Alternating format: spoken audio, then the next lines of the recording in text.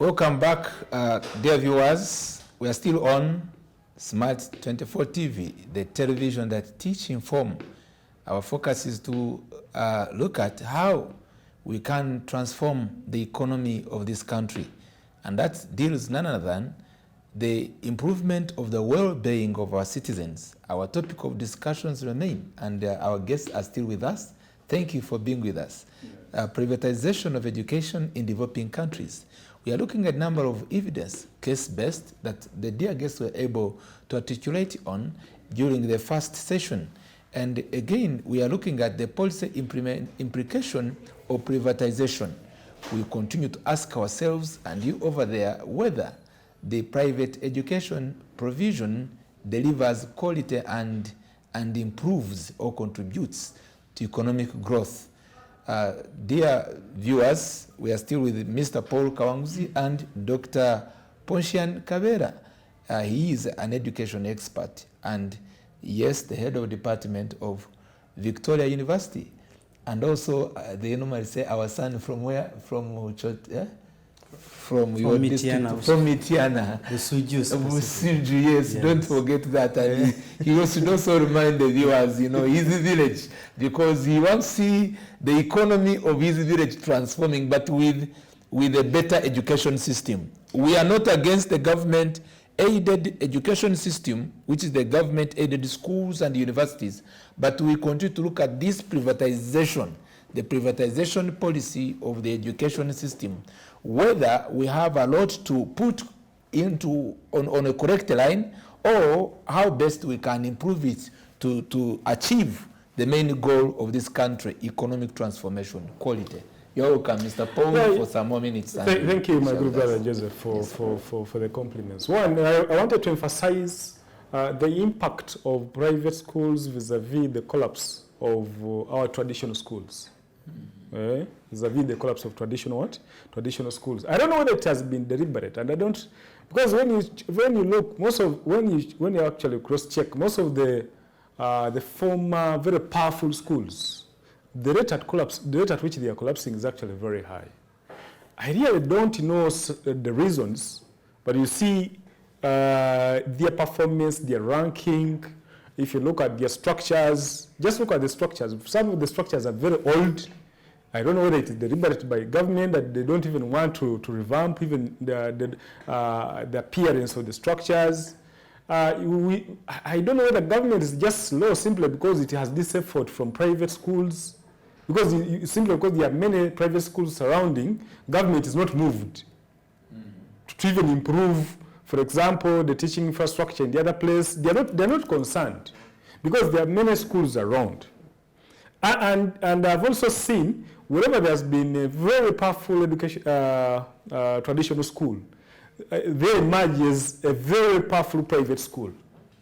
So I don't know whether it is deliberate. I don't know whether the interest is to make sure that this presses the downfall of the other, because here comes the team and it assures the public, because I've showed you the perception. The perception is the private schools teach more better than. Is it a wrong perception? It's a wrong perception. This is research by UK Aid. It is research done about Africa in terms of how people perceive private schools.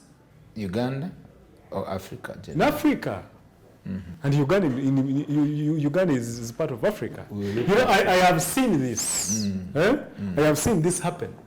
So, not much efforts have been done, for example, to sustain, to make sure that the private schools, the government traditional schools, compete at the same level. You know, there's a time when Muhiri was, for example, collapsing.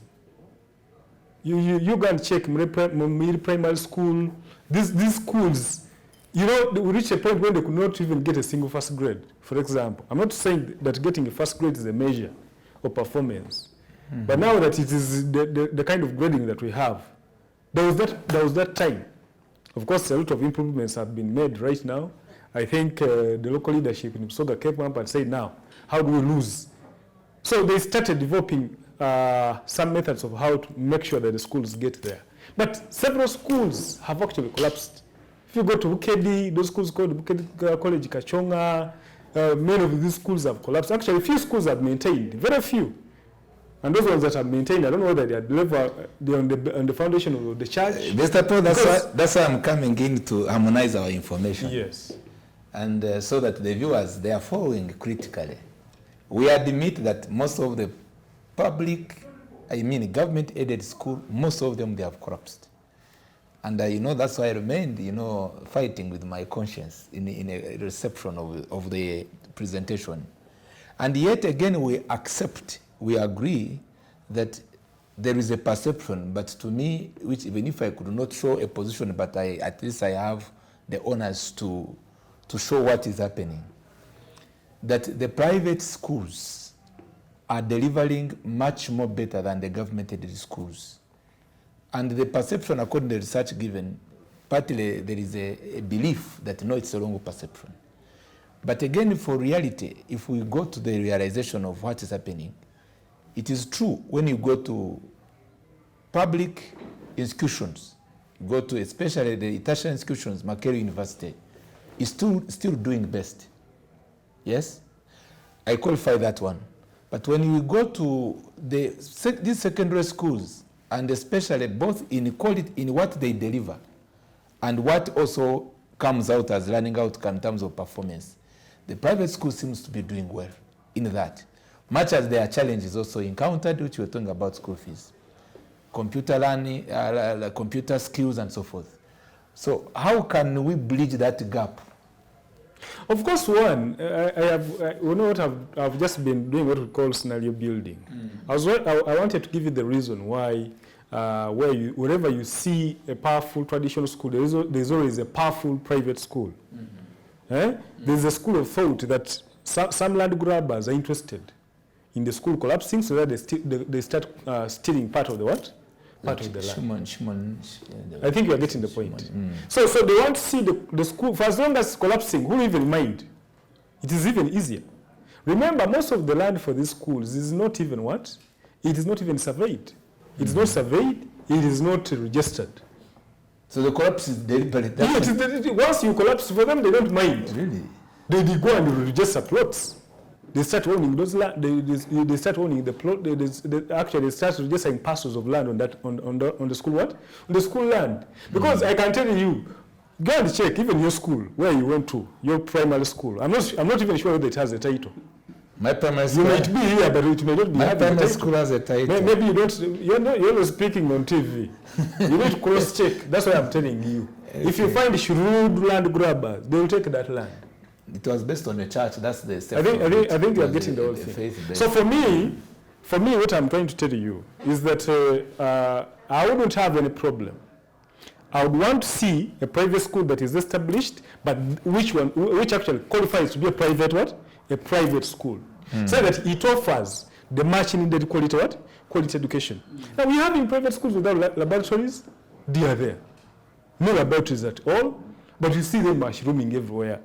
And the Ministry of Education can't even actually whip them. They are there. No laboratory, no library.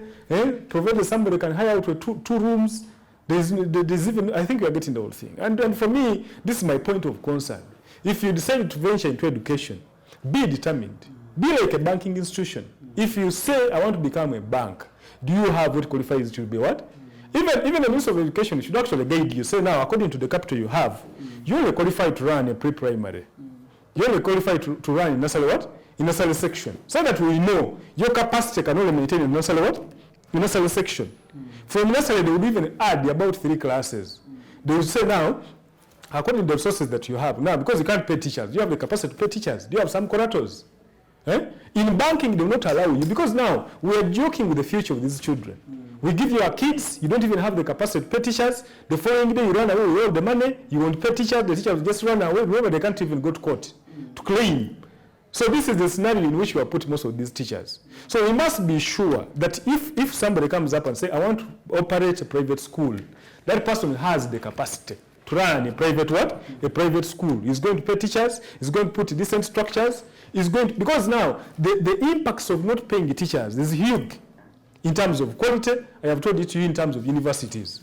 If you don't, for example, pay teachers in universities, it will mean the lecturers are going to sell marks for what? marks for money. They are going to harass girls sexually because they'll tell them now, I am not paid. What else can I get from you? So this is what we are saying. We need to put particular qualifiers for sections. Thank you for that. But there is another issue which I would like as you welcome, Doctor. Yes. The question of inequality. Of course, all of us here, we are not, you've talked about the apartheid, challenge. But the way how it should be addressed, I know, again, we say government, but also ourselves, we need, I believe, to do something. I read about decentralization of education in Cameroon, then Mauritania. They were talking over how the participation of parents, the citizens, to determine on what should be done and what should not be done. Thank you. And by forming committees from village and the parish, and they said this is what we want. Because I realize that kind of governance, which is lacking in our setup, may do something different, much as the concept of decentralization is not new. Because by the time a policy to qualify here and finally be implemented, it seems to take long. And I don't know what should be a new drive to make sure that there is now empowerment to our communities to determine what should happen and what should not happen. Because now the citizens, we, including myself, I'm vulnerable because I don't have what to do and I don't have a solution. I end up now walking the talk of the environment. I pay a lot, I take my child also so that can survive. But this is not all of us what we desire to happen. Doctor. The main problem towards that, it is our leadership that is based on who is actually leading us. Actually, let me use a clear word. It is partisan politics. I'm sorry for bringing up this topic of partisan politics when we're talking about education. But like we said formally, that education cannot exist in isolation of politics or the state. One of the reasons why I'm thinking every now and then of taking part in mainstream politics, it is to go back to our communities. You've raised a very fundamental point of involvement of our parents in education of our children. Let me tell you. And in the policy formulation and implementation. It should be policies, should be drafted from bottom up, not up down. Because once we, do you know, Mr. Kawanguzi, that a policy can be rejected? Yeah, true. Do you know that a policy can be rejected, Doctor? Yeah, it can be rejected. Policies can be rejected because and by the way, in the process of rejection, because I'm central there in matters also public policy analysis, there can be adjudication to involving the courts of laws to come, for instance, here and hit this. Why University A or secondary school B is charging 3 million for enrollment. Then another one is charging this. There should be a certain minimum acceptable, whether with high quality delivery of education, whether with low quality, but there should be a maximum acceptable fee. You say that if I'm going to school A here, we know those secondary schools. You know them somewhere on Entebbe Road, others are here, I will not mention the names. And then you must avail 4 million, 3 million. And yet, and yet everybody is quiet. But that is that is entrenching the gap between it's first of all it's exploitation, and there is no equity for access to education. Yes, there is some unconfirmed information I've been provided recently about the current member of parliament called. The Magogo, Engineer Magogo. I am told that in Magogo's constituents, right, he has made sure that schools are wired with electricity, even those schools that are in the remotest of the remotest. That is not Magogo's money. Magogo is representing his people. You get what I mean? I'm told that Magogo goes to even the ordinary citizen. He has created structures from the houses communities, if this community has 17 houses, so rather households, so within this household, there's going to be one leader that will be bringing it together all these people. Why is he doing that? He has understood the virtues of representation. You get? So he's able to communicate with all the people. But once you go deep down, most of our leaders, when they go into the constituency, they start talking about politics of hate. Politics of, instead of addressing the actual issues. When I was a young boy in 1998, I was in primary 2. It was on a speak day. And by that time, we had, the member of parliament we had was Honorable Vincent Nyanzi. And I sang. Personally, that song was written by Mr. That was 1998. Okay. And I sang a song. It was written by Mr. Seruf, who is the current head of OBs of that primary school. He was teaching me science. And I said, abasomesa we basula ng'olabyewo okaaba tata tuyambe honorable wetuli wakola ki wetuli wocha. I'm trying to come to the distinction of private institutions and government. So you interpret it in English. Yeah, in it is English a good is message. that when you see where teachers sleep, dear honorable, you would cry. Kindly help us. We are in a very horrendous situation.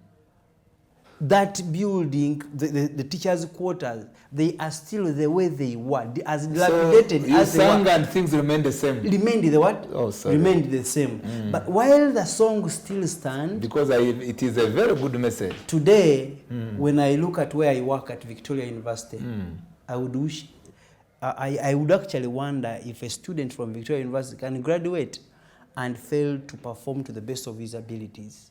They have all the facilities. I'm sorry to talk about that, but it's a private institution, right? When I went for a PhD, my supervisor gave me an office as huge as this place, right? And she gave me the keys. There is a very huge computer. There is a bathroom where you can even go and do what? And shower. Which university is that? When it is called Beijing Normal University. Indeed. When I entered that office, I actually looked at myself as a doctor.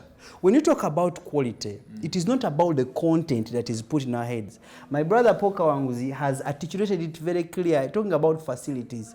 Facilities are very, very, very, very important. When you look at my primary school is still there. It is still there. It is a government-aided school, but based on the Catholic foundation. It is still there. But when you go and see where teachers who are brought from different places, you know, being a government, they always appoint teachers. To be sincere, it is I have a question for you. Of dilapidation. I have a question. I imagine you are just, making an interesting statements. That's why I'm not cutting you short. I ask myself and to the viewers and us here, is it that it's the private which has money? Is it that now it's government which has money? Now what's the money? What's our commitment? Where are we willing to invest? Because what you're saying, even without referring to the developed countries where you had an opportunity to go and pursue your studies, even here in Uganda, and that's why I remained a bit screening our information, you find that when you go to a private school, private individuals have put in money in, infrastructure. It's a sum. Most of them. It's just a sum. Most of serious private individuals, they are putting money in their schools. Those which are at a rank I'm talking about. Not those ones who formed over 3 of them and they... Of course now, these are the ones who want, Joseph, just to interrupt. We would even want those ones down there to actually be more better. More better than even those ones. Here in town, public schools actually perform. Because for them, they have adopted the model of a private arrangement. The operator, though they are private, they charge some fees. So they're almost private. I told the other time, the Minister for Transport was urging these guys of Victoria Airport to tell them now, operate like private business. Can we go like we are private business and we know?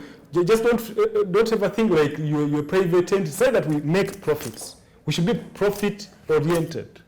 So here in government, here in town here, even the public schools operate as though they are what? Yeah. Because they are to cope with the times. Some of them. Most of them actually. That's why you see they tend to perform. They tend to perform. Yabudo is still okay. We applaud exactly. them. We go to Namagunga. He was in the Exactly. government. We applaud them. Yes. Yeah, some they have maintained this. Some have maintained. Yes, sir. You can proceed. Yeah, we were harmonizing some information. Yeah, sure. You've talked about decentralization of education, right? Decentralization of education is my model. I developed a model in that line. It was called Household Education Awareness when I was finishing my PhD. And that Household Education Awareness was answering some of the questions that you are talking about, that we are talking about. How are we involving the parents, right? We have district education officers. You know, let us not stand here as people who went to school and begin to subjectively blame the political establishment. Because while they are responsible, they are accountable, but we look at who are the guiding, they are guiding factors, right? They are guiding, the government. Uganda has close to, I think, how many members of parliament? 529. Exactly, 500 and what? And 29. Yes. Have you had any member of parliament? 28. Yes. Have you had any member of parliament at the floor of parliament talking about education? Some have tried. I have not had any. Some do. Some do.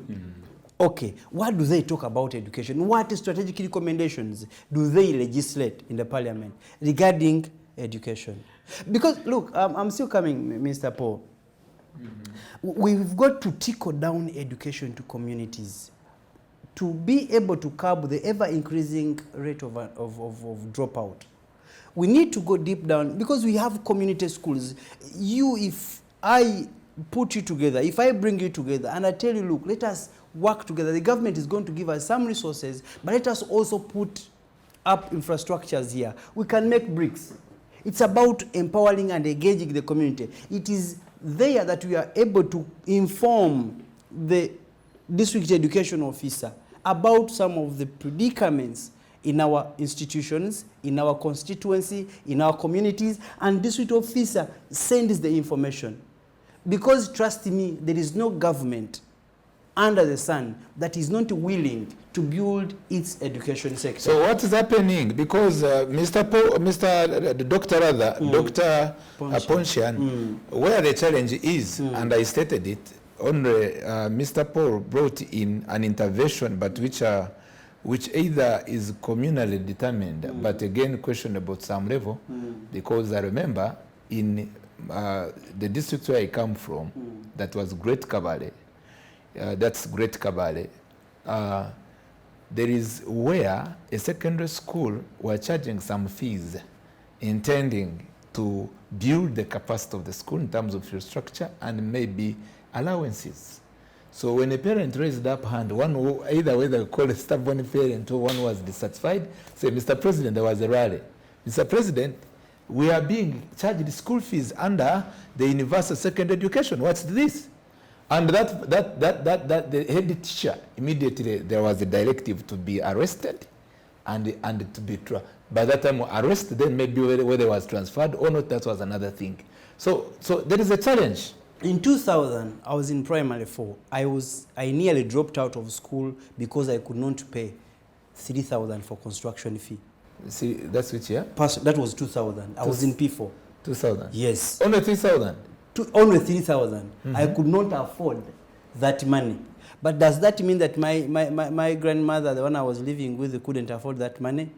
There is need to empower, to further empower. Before we come out to blame, to play blame games, there is need to have a structured way that is geared towards empowering our parents. Some parents do not really understand education, or they don't value it. Instead of paying the 3,000, he would rather send you to the farm and take care of these animals. And that is the last time I saw my grandmother, until when I was in Ikisubi already. Right? I had to go and make sure that I can take part in in education. Right? So I am not blaming her, but I'm saying that we need to go deep down there as people that are slightly educated, will be able to help, because not everyone can afford to take children in private universities, private institutions, which are slightly expensive than government-aided schools. Someone will come with utter ignorance, say that we are under UPE, so why are we being asked to pay this money? But this is your child, and this money is maybe for construction fee. Maybe you want your child. Even when UPE was established, there was specific particular amount of money that was supposed to. Okay. Was supposed to pay. But bottom line, yes, I think private institutions. We looked at the recommendations as we are doing towards private institutions are doing tremendously well. We cannot really ignore or underscore their contribution towards building competent human resources in our country or in our continent. But the aspect of, and one of the reasons is because maybe they pay higher salaries to its staff, to the staff. That's why they're able to attract quality teachers. Other factors, they have very good infrastructures, and Mr. Kawanguzi was talking about the implication of environment towards quality learning. So quality learning is not about the A's and B's and distinctions that we get. So that, and the private institutions are able to do that because they have the resources. And government does not mean that government institutions do not have the resources. Doctor, as we conclude on this, conclude your last word and maybe recommendation. As all this is done and the challenges may be the proposals how to solve these challenges, let's conclude on a point of productivity, the outcome. Those who have attained, their education or where parents have spent their money to facilitate, to fund their children to attain education. Do we have productivity that has either maybe contributed to our economic growth, productivity in terms of those who come out, whether university, whether secondary, and you have someone say, yes, I paid the school fees for my daughter to go to maybe in one of a good private school, and this daughter now can do something better. Even if maybe say you go and live an independent life cannot be a burden to the state, neither to the family. What's your last take on that as we conclude and receive our colleague here? Honestly speaking, I have not been able to carry out or to come across any scholarly research or any research or report that is actually giving thorough, authentic. We have identified an area of study, productivity authentic information about the productivity of graduates from private institutions and graduates from government institutions. But because observation is a sub-compartment of data collection in research, according to my observation, within the years that I've lived on Earth, I have seen that graduates from traditional schools, our fathers and our grandparents, are slightly more competent than graduates of the modern, both the modern day, both modern school, traditional schools and private schools. What's the recommendation? So my recommendation to the citizens, the government institutions or regulatory bodies must heighten their inspections and not accept to be put under the cage by the metropolis, both metropolis and peripheral bourgeoisie, so that they are able to attract competent teachers, competent staff, and required facilities to facilitate teaching and learning, so that we are able to have a competent graduate for positive results. And then to the parents out there, you continue to love us as your children, to love your grandchildren. Take a leading role, because you are a key player in our education sector. Many parents think that they are not part of the education, but once you take your children, you are a key player, a key stakeholder in education. Make sure that you take direct contribution, that you play direct role in the betterment of our education system or education sector. Thank you, Doctor. I'm aware that your being here is acknowledged by your university, and I want to give you 1 minute or 2 minutes to give hope and a promise to Ugandans that the education you offer at Victoria University, whether it is quality, whether it is whatever class, you're the one to tell us, and then we will have your last word in that way, and also then we invite Mr. Paul Kawanguzi. Okay, thank you so much, dear moderator, Dr. Joseph, for the opportunity you've given me to really be here, and also thank you, our viewers. from across the world who are viewing this program. Victoria University is one of the leading private universities in this country. We are at the citadel of quality. We are up there in offering quality education, and our education is very practical because our students are already get attached to industrial placements or industrial placement where they are going to do their practical experience as soon as they enroll. I'm actually sending a bunch of students in my faculty. The moment they break up, they'll be joining secondary schools to do their practices. So our education is hands-on. By the time you graduate, you're certain of a job. We have the Education Technology Hub, especially in my faculty of Education and Lifelong Learning. Come ready to learn and leave ready to work. When is another time of intake? Our next intake is September. This very year, but also have March next year. Don't hesitate to come. We always welcome you to join us for different programs. Not only education, we have ICT, we have computer science, we have humanities, we have economics, we have law. Thank you so much. Yeah, thank you. We appreciate for your inspiration, and as you inspire the community, indeed, you inspire us not to expire. We appreciate you for that. Let's welcome Mr. Paul, your last word to the viewers, and looking at the state of what we appreciated. Yes, we are saying privatization of education, yes, good, but you're having challenges. There is, the inequalities are not addressed, high charging of school fees, all that. What's your last word of encouragement and maybe proposal to those, both the parents and the stakeholders, policy stakeholders? Thank you, Joseph. Yes. My call, first of all, is the government of Uganda. They should not relax simply because private actors have actually come into play in this industry. Because this is what I see. That simply because there are people who are trying to complement the efforts, government seems to be seated.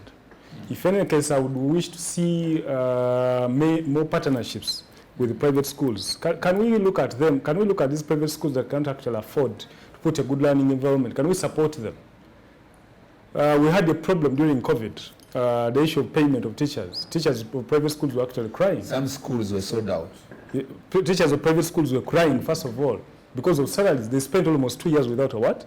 Actually, we had an influx of labor from the teaching industry to, many of the female teachers went to work out as what? Many of them went out to work. Many of them now sell pancakes on roads because even their minds were even spoiled. They believe you can do better in business than even in teaching in a private what? A private institution. So we need more partnerships actually to help many of these private institutions, because I've told you, not all schools have the necessary quality. The general perception is that they should be qualitative in nature. That's the general perception of society. But when you go down there, first of the learning environment, you find several, there are even private schools that just sit on bricks, on stones. So we don't want this kind of scenario, because the role, this is a public good. Education is a public what? Public good. The role of provision of public good is the role of the what? Of the state. So the state should never give up completely on private actors, because they are going to spoil the whole game. And now this calls for more funding and prioritization of the education sector. In terms of budgeting, we should have some good money. But also the other problem, as we talk about even availing the money, is this problem of corruption, which is actually killing almost all the institutions. You see, there's a lot of money. They will tell you, if the Minister of Education will come here, they will tell you, we have built so many classes ever since we came into power. But I can tell you, many of the classes they built now, that they started with, that this government started with when it came into power, they almost collapsed because of the quality. And that goes back into what? Into corruption. You see engineers, for example, approving shadow structures. So it calls for a lot. So government should increase and prioritize the education budget so that it's given more money.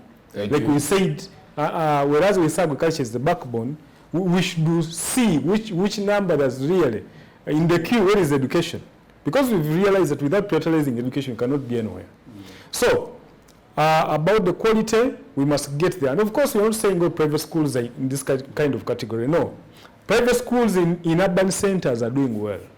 But go to private schools in rural areas, you'll find they are thieves. Many of them are thieves. One, the interest is to put their schools, a few months get wealthy, then later sell off the what? So we should strengthen quality assurance and again, of course. Yes, please. And of course, I'm talking about we should have a process through which we should have levels, and government should put there a strict system through which you qualify and to get to a certain level. For example, if you don't have, they should set their system in case you don't have enough money to pay teachers, because the first thing you should always give us one is say the collateral. Because now you're going to deal with the whole education institution. The collateral, how sure are you that you're going to operate for some long period of time? We need to be sure before really parents commit themselves to you. Yes, thank you for your views. You should have a minimum balance with the Ministry of Education, so that we know this money is there as guarantee. Once you put it there, we know at least you can pay for teachers in case you run with people's money. Because we have had proprietors of schools who begin schools and they end up shifting. The children, students or the pupils to another school. Exactly, they have even eaten money for years. So give a farewell to the viewers. Yeah, for me, I just want to use this opportunity, one, to wish, of course, the people in my constituents, we shall get there. But what is most important right now?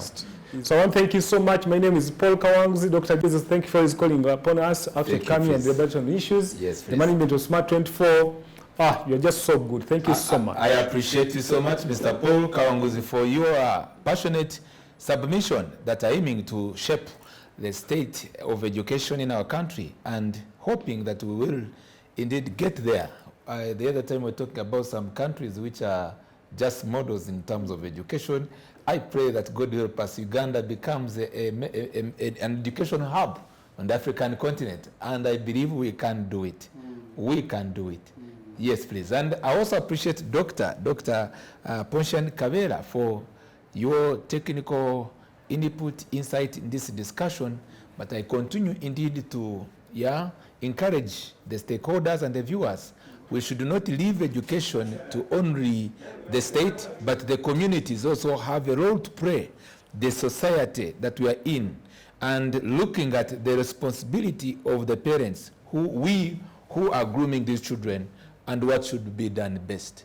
I wish you all the best, and may we stay on course, not betray our country, but stay on course to deliver our country to a better future that will be promising for our children and the next generation. God bless you until we meet again next Saturday in The Point. The song we used to sing back in the days during this very time, it used to go, from the depths I call to you, O Lord, listen to my cry, for I am waiting for him patiently, seeking in his words. Wow, you have a great choir maybe at school. I will join you. My people in my constituency, my village of birth, Nabale Busuju, Busuju County, Butayunja, Marangala, Kachindu. I send you greetings. We shall be together